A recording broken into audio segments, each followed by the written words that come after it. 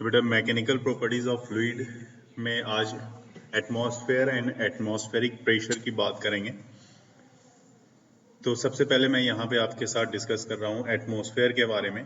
जैसा आप देख सकते हो यहाँ पे एटमॉस्फेयर होता क्या है, तो ये एक गैसियस इन्वेलप है ना। जो अर्थ के सराउंडिंग्स में अगर देखी जाए तो अर्थ के सराउंड में जो इन्वेलप बनी हुई है बहुत सारे गैसेस की, तो ये एक गैसियस इन्वेलप है और around the earth is called earth in atmosphere.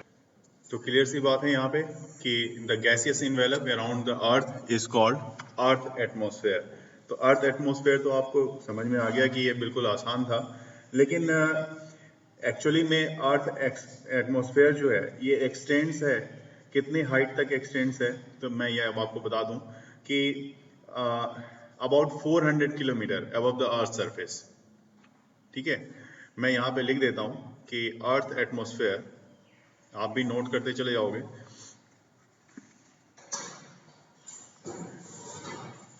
X tends to a height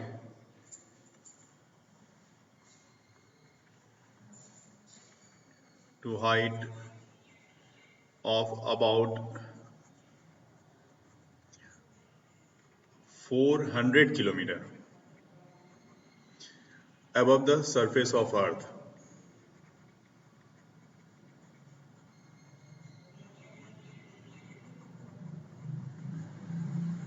ठीक है, इसके अलावा भी अभी और भी चीजें आपसे जाननी है, यहाँ पे आप बता सकते हो अर्थ एटमॉस्फेयर में मेनली किस किस गैसेस का कंपोजिशन होता है। हालांकि ये सारी चीज़ें आपने बहुत अच्छे से आपने आर्ट्स में भी पढ़ी होगी और यहाँ पे भी आपको इसके बारे में पढ़ना है। तो किस किस गैसेस का कॉम्बिनेशन होता है, मेनली कंपोज्ड ऑफ, जैसे कि मैं बताऊँ आपको, नाइट्रोजन का होता है। ठीक है, आप बोलोगे कि नाइट्रोजन का होता है, मैं मानता हूँ। नाइट्रोजन के बाद मेनली मतलब इंपॉर्टेंट गैसेस क्या हैं, तो एक ऑक्सीजन भी होता है। तो मेरा सवाल ये है कि नाइट्रोजन कितना परसेंटेज होता है और ऑक्सीजन कितना परसेंट होता है।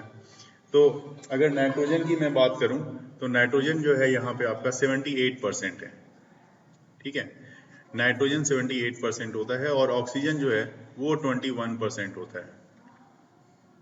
ठीक है, और कुछ क्वांटिटीज में इसमें कार्बन डाइऑक्साइड भी होते हैं कुछ क्वांटिटीज में, और नियोन भी होता है। ठीक है, साथ ही साथ वाटर वेपर भी होते हैं।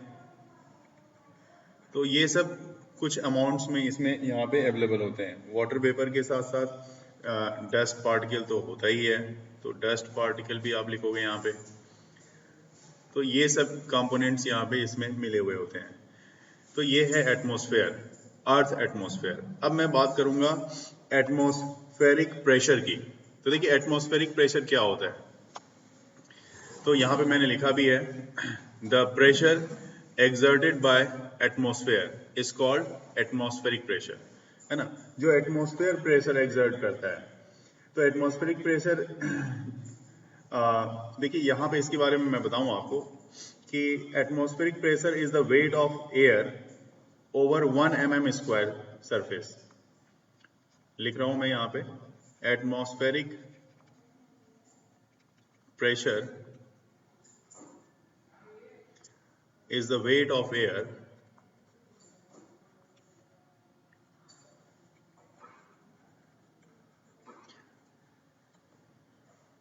है ना over 1 mm 1 metre square, direct लिखेंगे 1 मीटर स्क्वायर सरफेस। जैसे एटमॉस्फेरिक प्रेशर को आप किससे फॉर्मूला क्या लगाते हो, F/A लगाते हो, फोर्स अपॉन एरिया पर यूनिट एरिया। तो डेंसिटी ऑफ एयर जो है decreases as we go up from the surface of the earth. अगर आप अर्थ के सरफेस से जैसे जैसे ऊपर जाओगे तो इसकी डेंसिटी क्या होगी, डेंसिटी इसकी डिक्रीज करती है ना। किसकी, डेंसिटी ऑफ एयर। तो यहाँ पे ये भी लिख दो, आप सारे पॉइंट्स को आप मेंशन करेंगे। Density of air decreases as we go up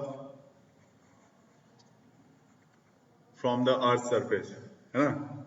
yes, from the surface of the earth.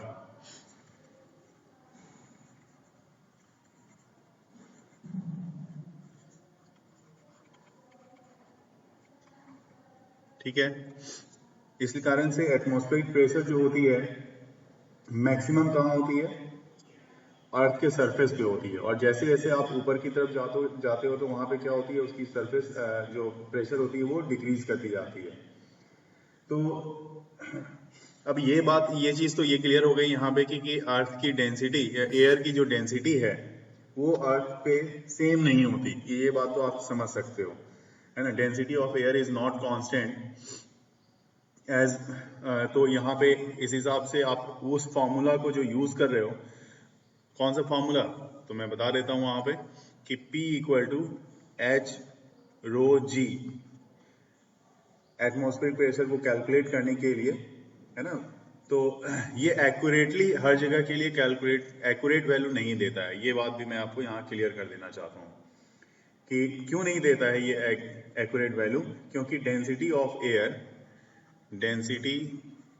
Of air आप किसी से भी पूछोगे कहीं पे भी, तो ये चीजें आपको भले ही कोई बोल दे कि हाँ जी प्रेशर हर जगह सेम होता है, लेकिन आप यहाँ पे कॉन्सेप्ट क्लियर रखो अपनी कि density of air is not constant, है ना, नॉट कांस्टेंट। कांस्टेंट नहीं होने के कारण वी कैन नॉट यूज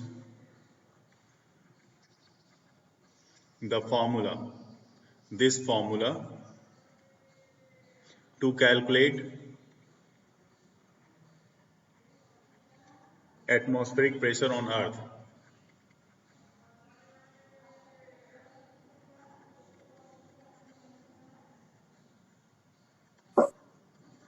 उसके साथ साथ यहाँ पे जो एटमॉस्फेरिक प्रेशर होती है जिसकी वैल्यू हमें पता है PA से रिप्रेजेंट करते हो आप, ये 1.013 इंटू 10⁵ न्यूटन पर मीटर स्क्वायर या फिर पास्कल भी बोल सकते हो, ये इसकी वैल्यू होती है एटमॉस्फेरिक प्रेशर की। इसका मतलब क्या हुआ, इसका मतलब हुआ कि weight of air on 1 metre square surface, है ना, ऑफ द अर्थ इज लगभग 10⁵ भी बोले तो सही होगा, 10⁵ न्यूटन।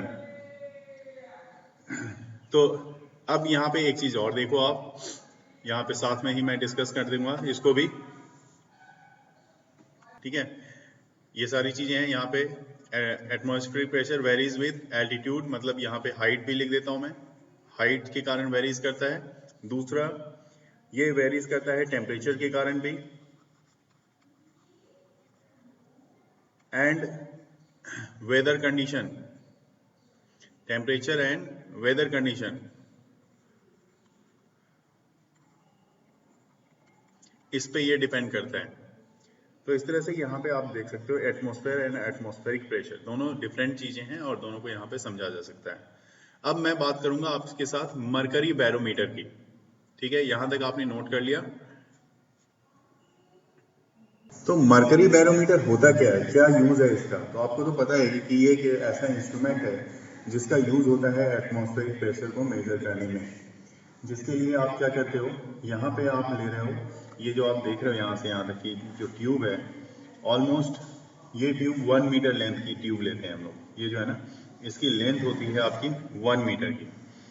तो 1 मीटर की ट्यूब की लेंथ ले लेते हैं, जिसका एक एंड जो है, इस ट्यूब को मैं यहाँ पे साइड में बना देता हूँ, यहाँ पे देख लो एक तरह का टेस्ट ट्यूब है, और इसको इस तरह से 1 मीटर लेंथ की एक ट्यूब ले लेते हैं, और इस ट्यूब में पूरी तरह से मरकरी को हम लोग फिल कर लेते हैं, ठीक है। मरकरी को पूरा कंप्लीटली फिल कर दो, पूरा देखो यहाँ तक लास्ट एंड तक पूरा कंप्लीटली इसमें मरकरी आपने फिल कर दिया, और फिल करके, और इस कंटेनर में, ये जो कंटेनर आप देख रहे हो यहाँ पे, इसमें ऑलरेडी पहले से 3/4 मतलब 75% आपने पहले से ही Hg इसमें फिल कर दिया है, ठीक है ना, Hg फिल कर दिया, और इसको भी यहाँ पे ट्यूब को मैंने फिल कर दिया। इसके ऊपर में आप थंब लगाओ, थंब से इसको क्लोज कर दो, अपने थंब से इसको क्लोज करके इसको इन्वर्ट करो, इसको इन्वर्ट करके और इस तरह से यहाँ पे प्लेस करना है आपको, ठीक है। जैसे ही प्लेस करोगे आप यहाँ पे, तो आपको क्या मिलेगा, आप देखोगे, आपको देखो ये सारी चीजें बहुत शॉर्ट में आपको समझ में आ जाएगी। आप देखोगे कि यहाँ पे जो पहले से ही जो आपकी Hg इसमें फिल थी, इसका कुछ लेवल जो है, इसका कुछ लेवल यहाँ से कुछ लेवल नीचे चला आता है, नीचे चला गया तो ये स्पेस एक वैक्यूम स्पेस आपको मिलता है, ठीक है ना। कुछ लेवल जब नीचे आता है तो आप क्या करते हो, आप सोचते हो, आप बोलते हो क्या कि यार इसकी हाइट कितनी है, जरा देख लें।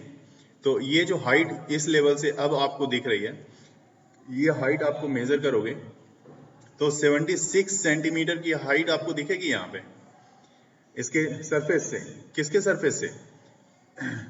जो आपने लिया है ना यहाँ पे, ये मरकरी का ये वाला सरफेस, इससे आपको हाइट दिखेगी 76 सेंटीमीटर की। तो 76 सेंटीमीटर, और ये वाला पोर्शन क्या बताया मैंने, ये वैक्यूम में होता है, ये वैक्यूम रहता है, ठीक है।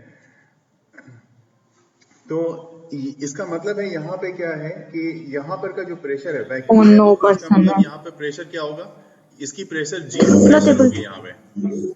ये बहुत ही आसान सा प्रैक्टिकल है, घर में भी किया जा सकता है, परफॉर्म किया जा सकता है।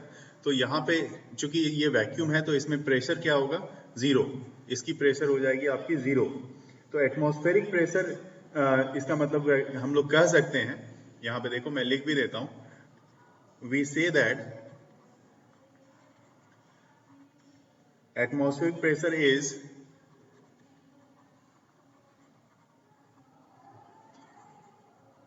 pressure is 76 centimeter of mercury of Hg, या 76 सेंटीमीटर ऑफ मरकरी बोलते हैं, है ना। और यहाँ से इस तरह से हम लोग बड़े आसानी से हम लोग मेजरमेंट भी लेंगे, मेजरमेंट मैं बताऊंगा कि कैसे ले सकते हैं यहाँ पे। तो ये सब चीज करने के बाद आप यहाँ पे ले लिया।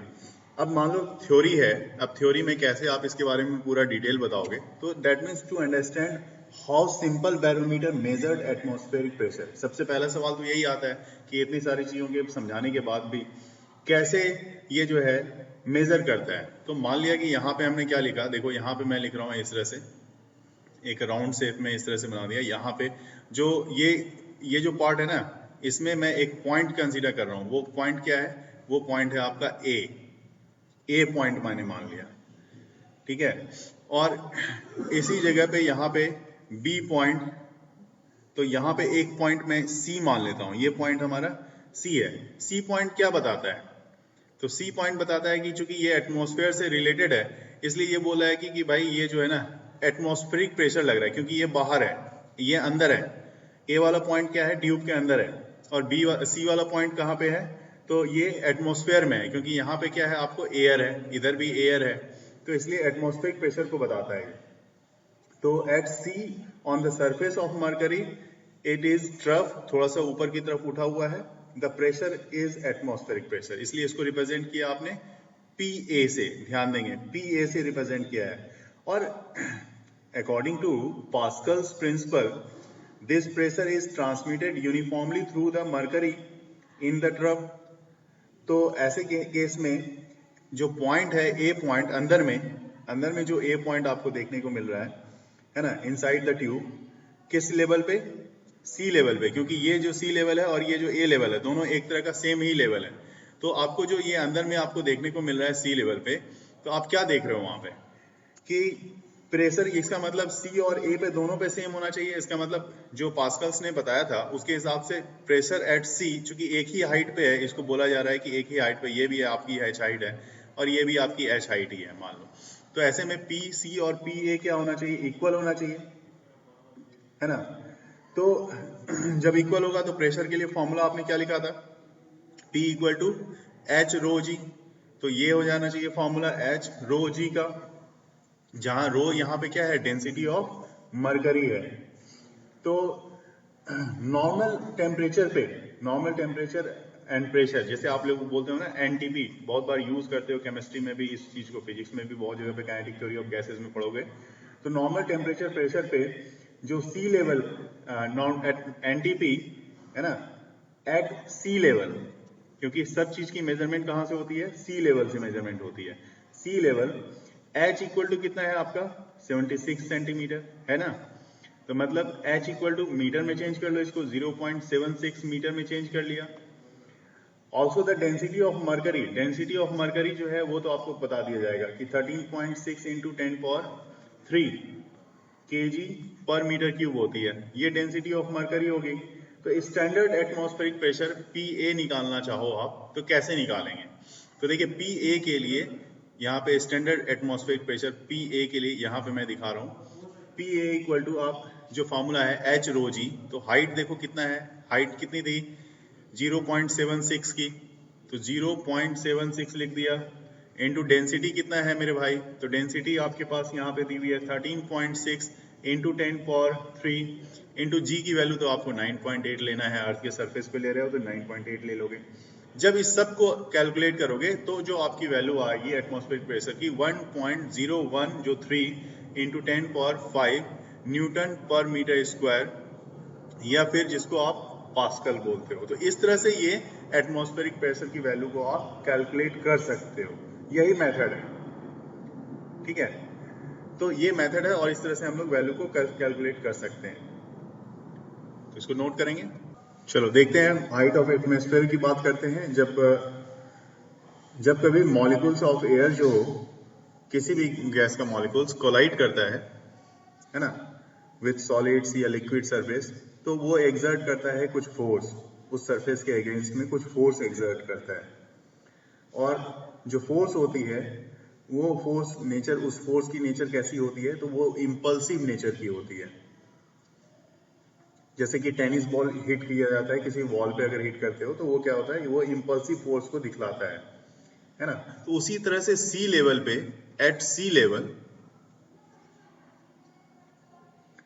collision of air molecules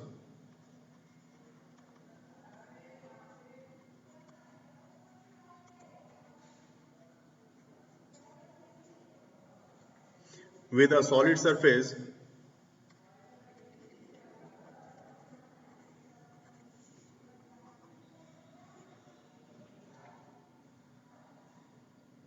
cause an average force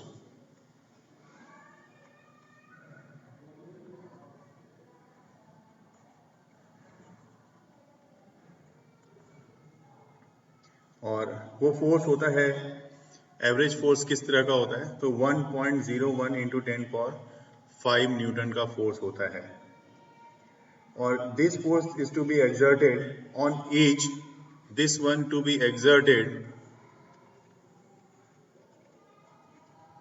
on each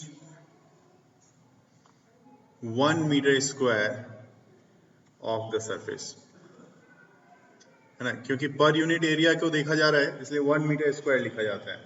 इसका मतलब है एटमॉस्फेरिक प्रेशर जो सी लेवल पे होती है, इसी कारण से चूंकि ये अपॉन दिस वन, मतलब 1.01 into 10⁵ newton upon 1 metre square, तो आप बोलोगे क्या कि ये प्रेशर हो गया जो कि इतने पास्कल्स के इक्वल, मतलब 1.01 इंटू 10⁵ पास्कल्स के इक्वल होगा, है ना। इसी तरह से ये निकाला जाता है।